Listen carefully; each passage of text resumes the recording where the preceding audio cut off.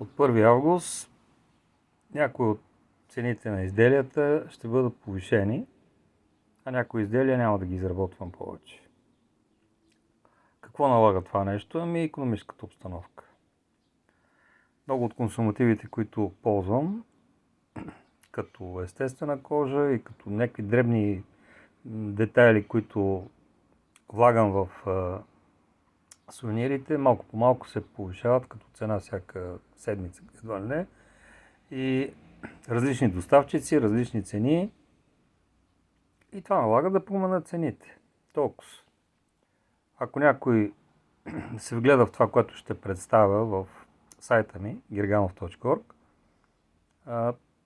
допълнителните дейности, като поставяне на трикольорче, надпис и индивидуална опаковка с целофанов плик, ще бъдат калкулирани допълнително, като всяка една от тези дейности се доплаща за всяка една бройка. Можете да получите изделия, примерно магнит, гайда, и до сега беше включено в цената надписа, сега надписа ще се доплаща.